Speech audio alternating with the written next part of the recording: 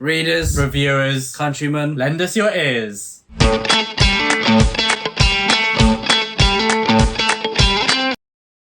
And a huge thank you to all of our Patreons. Thank you to the Pit Fighters, the First Swords, and all of the Bright Stars, Truth and Courage. Hello and welcome to the channel today. I'm Will, this is my brother Ed, and we're talking about our favourite first books and series. Actually, let me specify a bit. Not just our favourites, but ones that we think most people will enjoy. That if we look at these a little bit objectively, we think these are first books of a series that they show exactly what the series is about. They deliver, they hook you straight away, and they're just a riveting read. What's great about these books is that they're not katanas, they're not single-edged, but it's a double-edged sword because... Are you talking about katanas wakizashi not only do we can see them over there? But not only do we love these books, but we also think they are appropriate for recommending to a wide base of people. Exactly. Lots of people who would enjoy them, and we will get into the reasons why. Yes, so of course you want, when you pick up your next book, you want to be hooked straight away. Yeah. There's a lot of books that people say... big series. Historical fiction. Sometimes bigger series. Yeah, I was going to say, and especially there's quite a few series of people like, after you get past the first 12 installments, that's where it really gets going. Anyone else who says, please read Malazan, get through the first 9 books and you'll really... I think you're exaggerating Wheel of Time. But... No, I'm not going to do that to myself. But I think I the will read advantage they have, luckily, is Yeah. that people really enjoy the first bit and then it's a slog. Yeah. But I've heard a few others, I won't name them. To be fair, Gardens of the Moon is good. I did enjoy it. You did enjoy that? But I didn't like Dead House Gates. Controversial. Which most people do love. But that's for another video. Ed, anyway, sorry. We've got 6 each because we just couldn't cut it down anymore. These are 12, mixture of genres, mixture of authors, mixture of periods. And let's talk about our cheat. It's just a melting pot. Actually. It's the Brothers Gwynne. Yeah, we technically have 13. We checked our 6 are different. We had to make some compromises who got to hold each one. But we've got one as a cheat that we're both talking about first. And that is The Shadow of the Gods by Papa Gwynne. This is just epic fantasy, Norse, incredible premise, so unique, with possibly the greatest leading female character of all time in Orca. Yeah. It is just exceptional. She's the goat and she pulls Thor around. She is magnificent. And Papa Gwynne, obviously, finalising the Bloodsworn Saga, Fury of the Gods, in just a few months. The Shadow of the Gods, I love Malice so much. But when we look at it objectively... What are you about to say? When we look at it objectively... There's no we. Okay, when I look at it objectively, I think because of the nostalgia and the obviously so attached to Corban and the wide cast, I think maybe on a reread, I'd say Malice is better because of how attached you are to all these characters.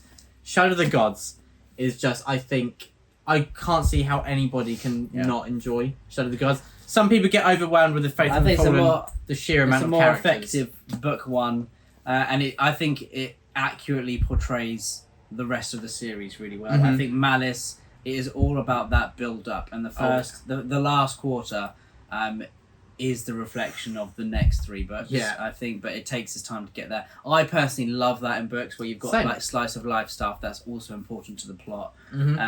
But anyway, Shadow of the Gods, when I first read it, I thought this is the best book one I've ever read, and I don't think anything can top it. It is straight in there with immersion, straight in there with a fast-paced, brutal plot. You've got 3 different characters, very different kind of, all have very different elements to their character, as well as seeing the geography as well.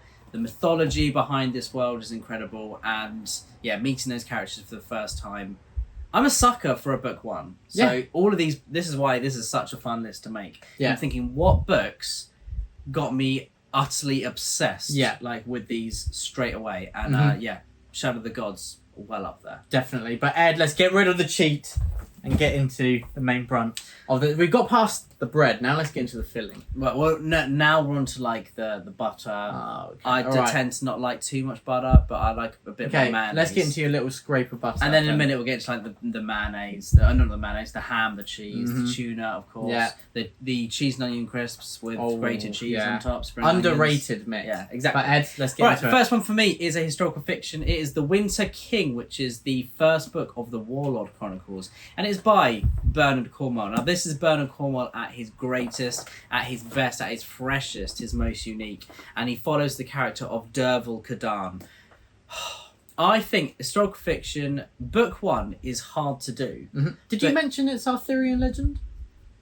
Will, you've spoiled the whole thing. Guess I'll just leave you Classic. or don't change it there when I've got my copy. Anyway, so we're following Derval Cadan. I think book 1's of historical fiction are really hard to do because you've got to really set up the history, you've got to set up this world, and you've got to have this main character who has to be incredibly likeable. They've got to go through a lot in that first book to get people, generally to get the reader behind them. Derval Cadan goes through a lot, and I think for the first 100 pages or so, it is a slow burn. It feels like you're being introduced to a fantastical world because the Dark Ages Britain, Arthurian mythology is hard to kind of wrap your head around at first. But Bernard Cornwell's such a great writer. You really start to get into the groove of it, and then you start meeting characters which come into play in Arthurian myth. And when the main character Derval, who's a young boy, starts to meet them, like because you already have those references, you're like, this is brilliant. You know, it's fantastic. You form these attachments, and I remember there's a duel fairly early on, and from that moment, I was utterly hooked. I was like it's fish. Like flames under the book. I was like fish on bait. Like it was just insane. The Winter King is a book I read in my teens. Me and Papa Gwynne geeked out about this a lot when I was first reading them. And they are just wonderful books, aren't they? They are. Yeah, and I think The Winter King sets up the next 2 books absolutely perfectly. It does. It really does. And I need to reread them. I've heard that the audiobooks, that the narrator is actually fantastic.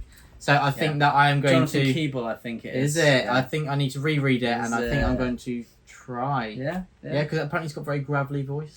Pretty good. Pretty nice to listen to. Like, Arthur! So, Ed, that is number 1 for you. That's my gravelly voice. Number 1 for me is, I'm not really taking a risk here. It is A Game of Thrones by George R.R. Martin. Of course, you know what I'm going to say. I so nearly put this on there. It's hard, isn't it? Because sometimes I think, it's so obvious. Like, but then this just... But if Gurm was a better writer, it'd be on there. Gurm. But... I'm joking. He's a great writer. This is just so brilliant. It shows you the scope of the world. It shows you that this is based in political intrigue. We get little snippets of action as well, which only grows as the series continues. And of course, it introduces us to many of the iconic characters of this series. And also, I adore George R. R. Martin's prose in the 3 books of his that I've read. I love his writing style. I know you have some qualms with it at times, Ed, but for me... Quibbles. Little quibbles. Yeah. But for me, it just clicks. I love it, and I'm someone who loves a richness to the world, and that is delivered time and time and time again. I think that is something that someone couldn't fault George R. R. Martin for. Most things are subjective, but I don't think someone could say there's not enough texture. But has there ever been a more stupid character than Ned Stark? What, Ed? There's a difference between stupid and hopeful. Just don't do it. I know. No, that's just you wishing. Don't. That's just you wishing. I know, but it's stupid, man. It's but stupid. Anyway, I think Game of Thrones is great. His values. And a lot of people say the best thing about Game of Thrones is how it kind of defies expectations. It was, look at the period it's written in. Like it's historical. It's a book written by Dickens or something. But no, it was a book at that time of fantasy. It developed it in a completely different way, and it's inspired a lot. But I think the biggest strength to it is the world building, and you've got all these different people. It's a bit like it is very similar to Lord of the Rings in the fact that you've got all these like different cultures and all these kind of factions. In Lord of the Rings, they're a bit friendlier to each other, but in Game of Thrones, a bit. They are very diverse, but the characters in them are just so brilliant. You've always got someone different to root for. You do. Even the bad guys, so it's the bad guys. It also sets up Tyrion in A Clash of Kings, which I would say is in the top 5 perspectives of any book ever. Yeah. Just so good. That's Game of Thrones. That's my first one. Ed, on to your second. Now, the next one for me is a fantasy book that kind of has gone under the radar, I think, the last few years, and it's Ed McDonald's Blackwing. Blackwing follows... it's in a fantastical world that has a bit of magic. It's got lots of like gunpowder, like matchlock kind of weapons. Is it kind of detective? It is kind of detective. You have a part of the land called the Misery, which is essentially like this big wasteland that is, if you step into it, you're gonna die. There's some horrible creatures there, and there is a black army amassing, an army that is going to destroy all of humanity, wipe it out. And you have this one detective Detective Gal Harrow. It's a great name. Yeah, it is brilliant. And he is... it's a little bit like he's part of this kind of secret society. He's working for people who are kind of further up than him. People have a big part to play in society where he is.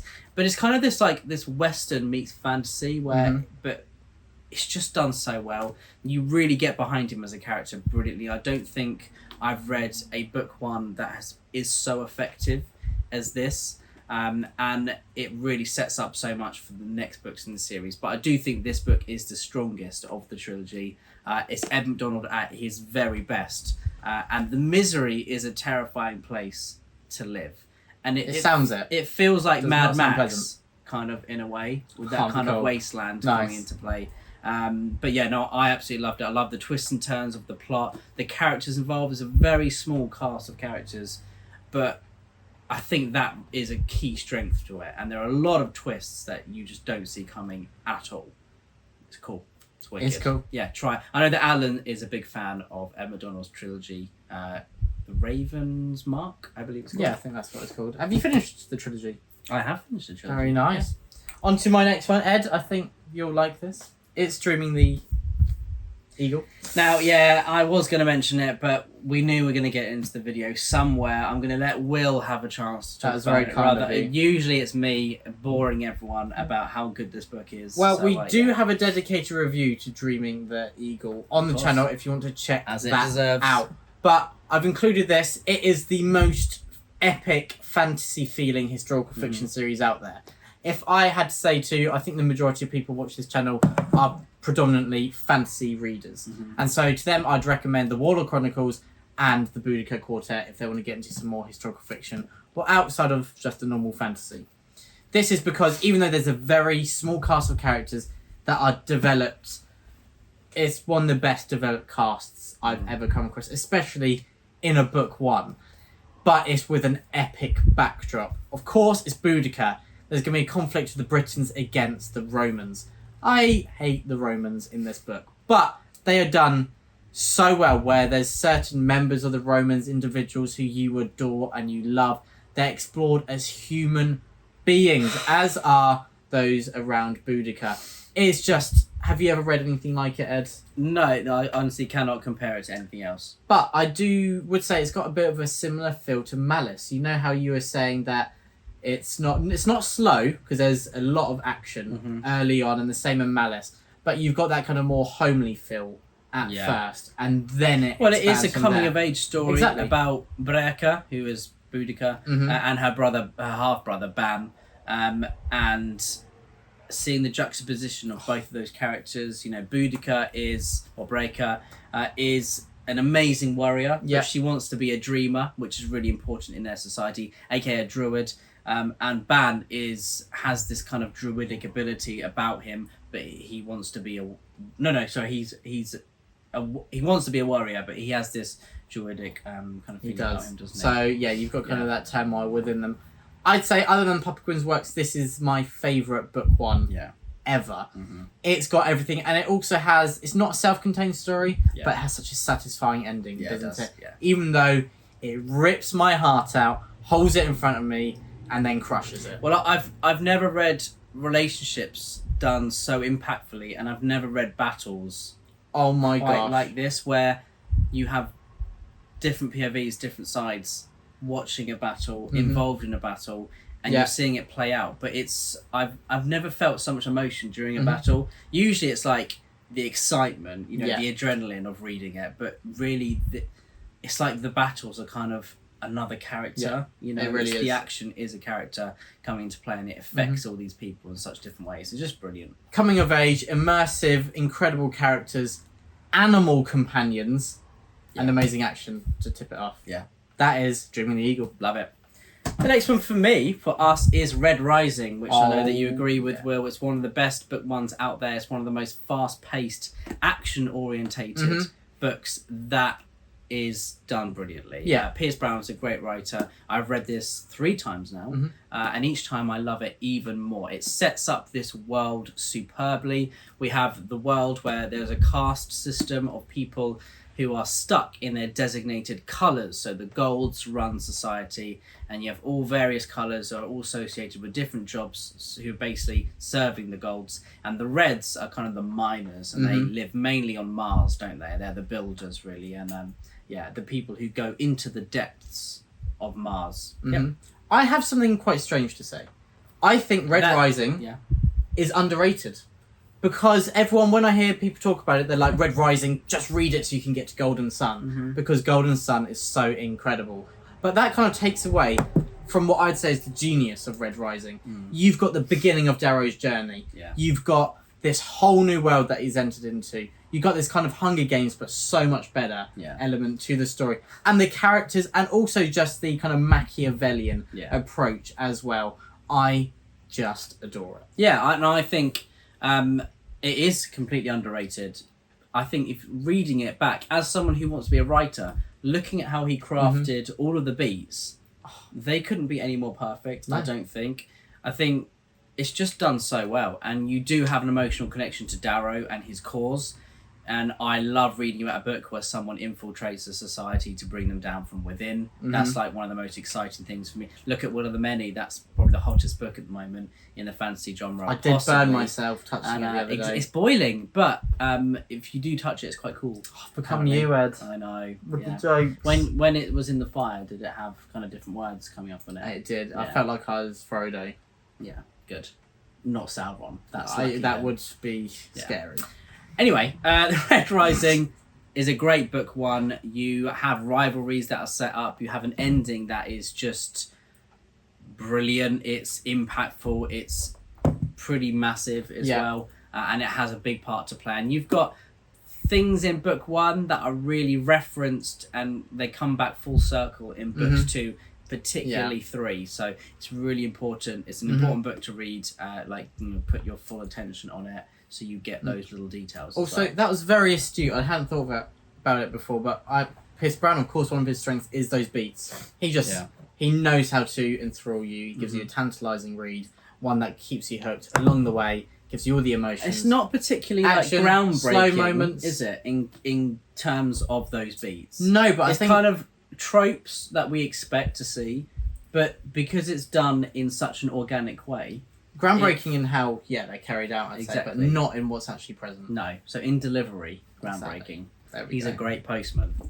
He better than Royal Mail, I'll say that. Yeah, they suck. Next up, I have a bit of a slower one.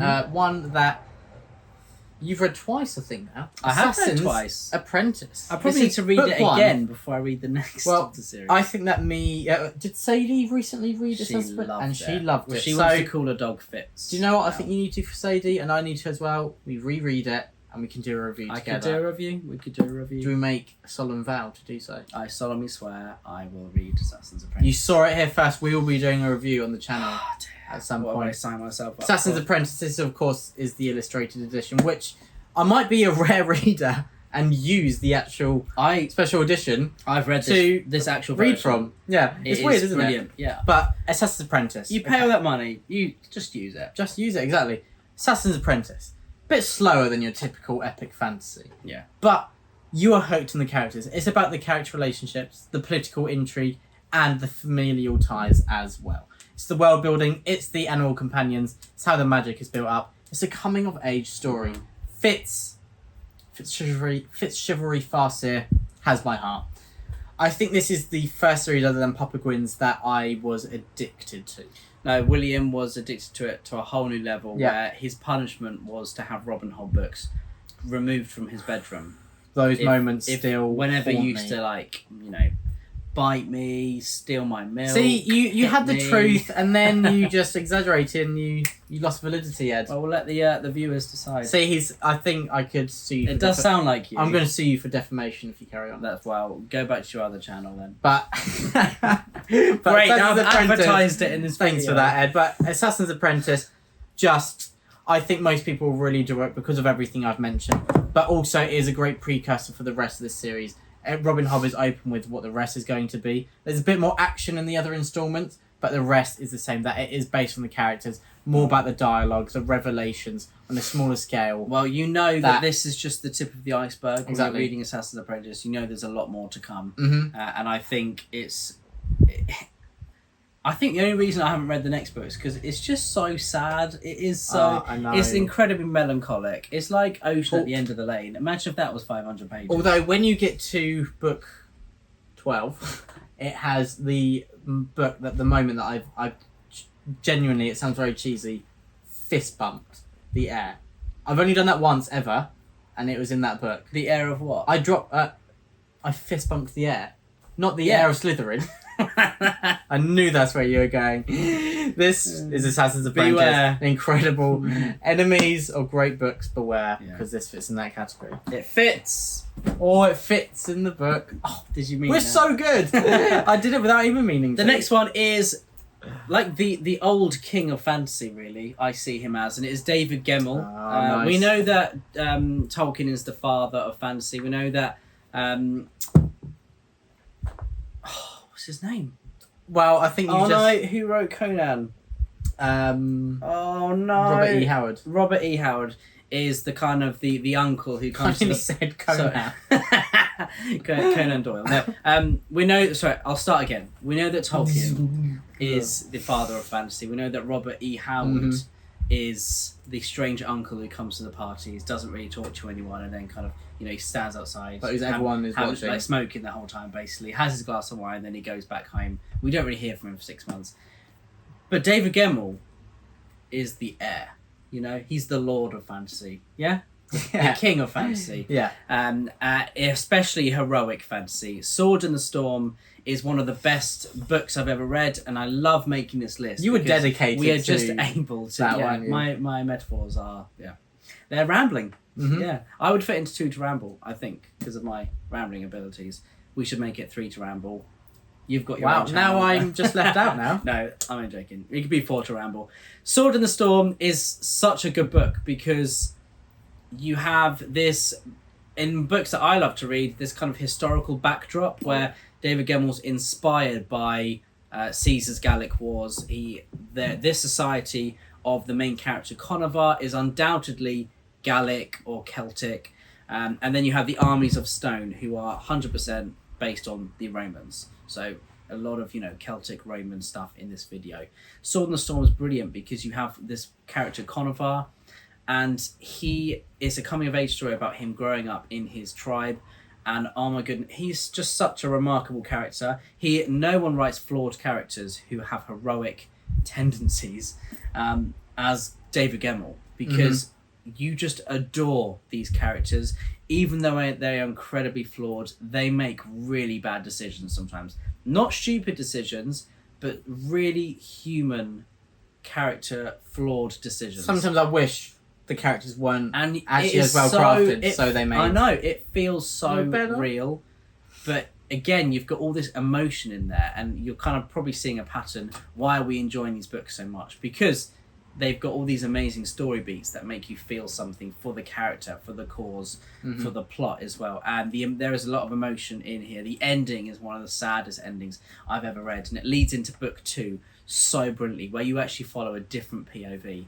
But it's just a remarkable book. Conovar, big question, is amazing. Yeah. Do you prefer Sword and Storm or Midnight Falcon? When I first read them, Midnight Falcon, because Bane, great character. Bane is a wonderful character.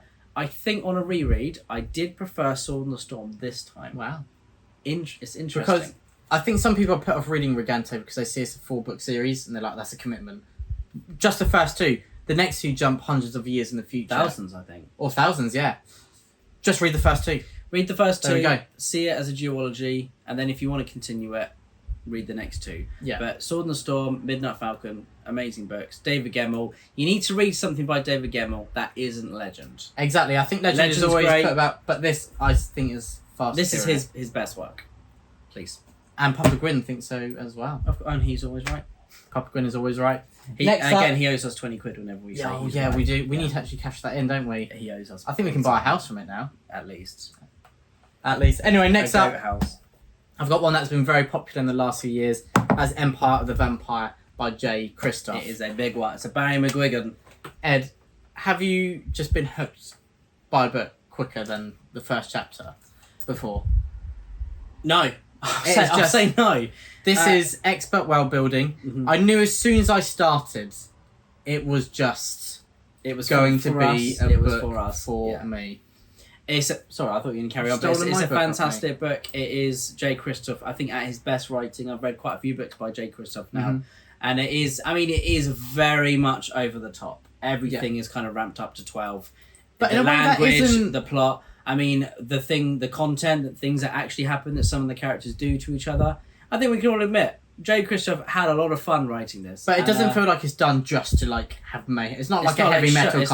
It's not like shock value. Well, I think a heavy metal concert is actually quite in some ways. It's very metal with what is going on.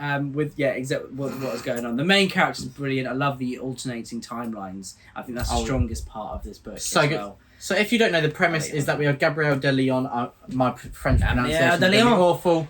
I've heard from Andrew's Wizardly Reads that the audiobook narrated by Damien Lynch, who narrates Faith and the Fallen, is exceptional because he really brings out that French flavour. So recommend them. I Joy de Vivre. I can't say people in booktube that like Andrew's Wizardly Reads. His surname is Wizardly Reads.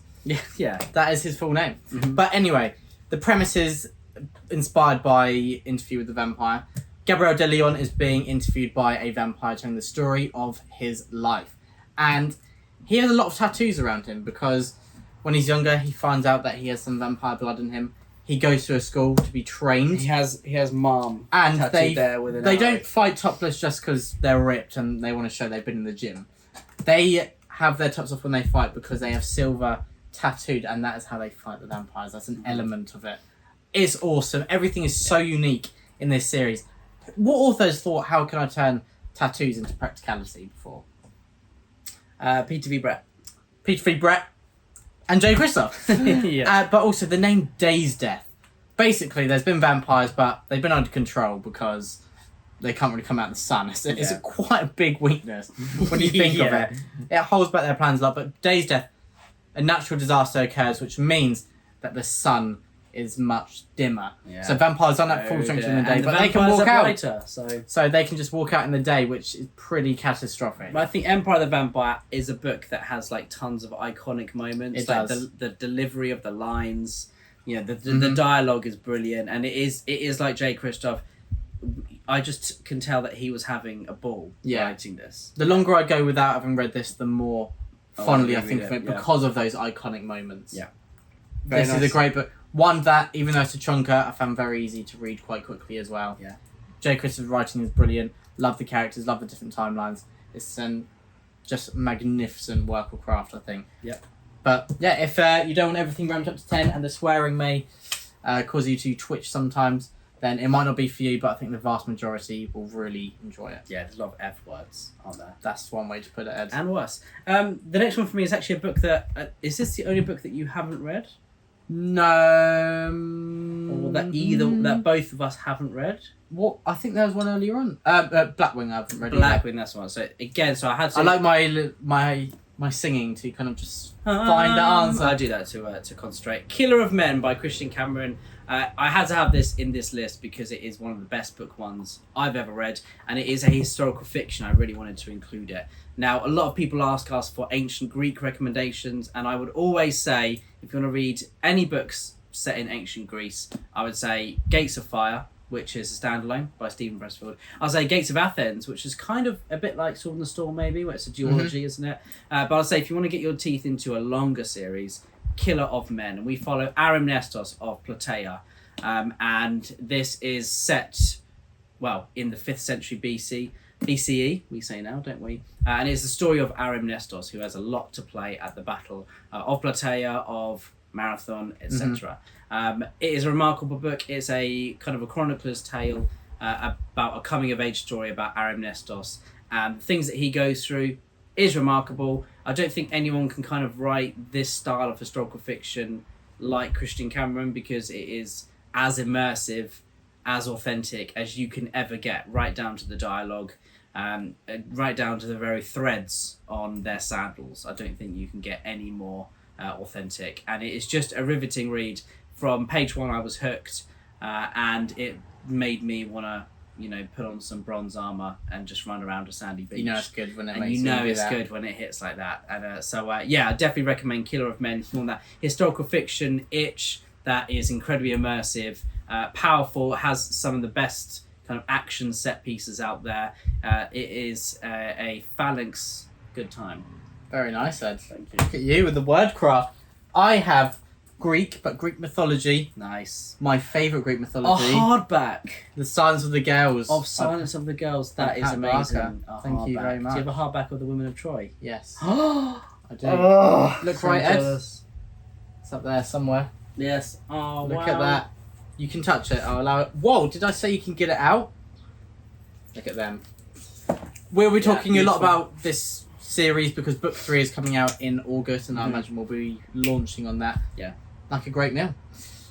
But Silence of the Girls is a retelling of the Trojan story, but from the perspective of Briseis, who is just kind of pushed to the periphery in the retellings, usually.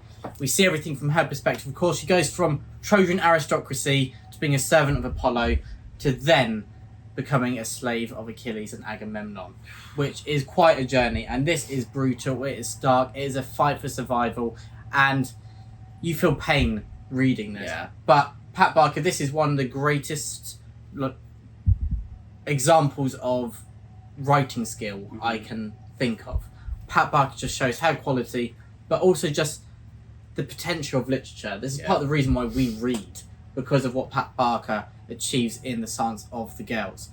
Incredible characters. It makes you feel those emotions. It gives you a journey of the human spirit, and that continues with the women of Troy. I've never read such a powerful Greek mythological retelling as The Silence of the Girls, and the way that the characters' relationships, not just with Briseis but with each other, from her eyes, are written is incredibly moving at times, even though you hate these characters. But you see them not as these kind of heroic, godlike, swift-footed figures, but you see them as humans who get dirt and blood under their nails along with everyone else, and it is powerful. It is very powerful. I was just going to say, sorry, someone appears to be mowing the lawn outside now. Yeah. We can't help the surroundings, but it won't stop us. They might be haying. It is haying season. Maybe, but it won't stop us talking about the books. No. What have you got next, Ed? The last one for me for the video is something that both of us chose. We had to say is I think this could be the most hooking book of all time. We Are the Dead. This is a book that is full of short, fast-paced chapters. It's a multi-POV book, fantasy world, dark fantasy, where a society, a country have recently been conquered, very recently been conquered, not like Mistborn was like 10,000 years ago, but it's very recently been conquered, and it is all about the resistance. So you have people who are freedom fighters, or also known as terrorists, possibly from the other point of view. You have the kind of the people who were in the army when it got conquered. So you have these like old generals. You've also got civilians who were then pulled into play. Into the mix. Oh my goodness! This feels like it would be the greatest TV show. I think if they made this as a TV show, if HBO, so good. HBO, if anyone picked this up, I don't think they could do it wrong. I think it would just be it's one of the most cinematic, fast-paced experiences I've ever had in reading, and it is just absolutely incredible. It says the war is over, the enemy won, but it's all about them kind of trying to retake their homeland. You also have like almost like a chosen one thing kind of coming into play, which is really interesting, but at the same time you don't have that. So and the antagonists, Mike Shackle thought, what is the greatest gift someone could be given? It's the gift of healing, isn't it? And he thought, how would that be used nasty in the hands of an antagonist? And oh my gosh, he finds a way for the antagonist to use it. This is possibly the most underrated series I've ever read. It's exceptional, and We Are the Dead is utterly magnificent. Yeah. Over on our Discord, Heidi actually sent a video from Talking Story talking about 5 reasons why you should read this trilogy. Yeah. And it's been amazing to see kind of more love in the last kind of year or so. If I could choose one trilogy to get just to go massive, to go big, I would choose Mike Shackle's. And you've not even read book 3 yet, have you? Well, thanks for bringing that up. Yeah. That is disgraceful behaviour. It's going to be in my September TBR, I promise. I can't believe it. I read it in September. Because you loved this so much. Oh, it's so good. And I remember you saying you love it so much. I want to savour How is the rest of the series? Have you read Live Ships yet? Ed. I want to savour it. See, that just got nasty, didn't it? But you enjoyed book 2 even more, didn't you? It's close. It's close. I think when I look back on it, We Are the Dead is my favourite. I think it just got that mega... I think I was in shock at what I was reading. Yeah. And then by book 2, you're like, I know Shackle's game now. But this is also a page turner, isn't it? Really, it is page turner. We Are the Dead. There you go. And now for my last one. This is historical fiction. Our last one, thank you. Sorry, Ed. That was selfish of me. That is. Our last one, historical fiction. A book we've raved about on the channel a lot. This won't be a surprise. The Wolf Den by Elodie Harper. Ed, do you want to take it away? Like you're on the Harry Potter bus. 74 AD, I believe. Do you? Yeah, I do believe that. I think you looked that up before the video started. 74 AD. We Good memory. are set in Pompeii and we follow Amara, who has been sold as a sex slave in Pompeii. And this book is completely heartbreaking. It is so sad, but there is like almost a triumph of the human spirit that is at the center of this story. We follow Amara making her relationships with the other women in her situation. They are all slaves, and I've never read a book where people are so vulnerable and it's written so well. Every single page you have like a palpable fear of what's going to happen to these main characters, particularly Amara. You just love her character. You want her to thrive. You want her to succeed. You want her to be free. And the way that Elodie Harper writes The Wolf Den is just so full of, it's so tense. It is. And it is incredibly moving. I've never read a book where such small acts of rebellion make you feel like they're such great victories. Yeah. Because I love that Elodie Harper, in fiction, you need your characters to have agency for it to be engaging. But she makes sure not to exaggerate this to kind of provide that agency. She makes sure to make it realistic. Yeah. Amara's a slave. She has such small control over her own life. But the way she fights for that bit more, that extra inch, risking her life.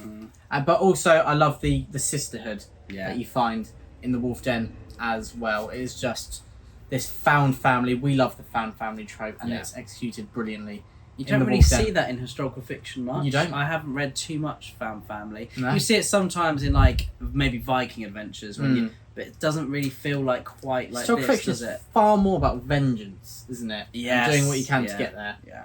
But some fancies like that as well, isn't it? Yeah, of course. But I think you see a lot more found family coming into play in fantasy. But The Wolf Den, you need to read this. This is one of those, no matter what genre you usually read, no matter what your normal reading tastes are, I recommend this to everybody.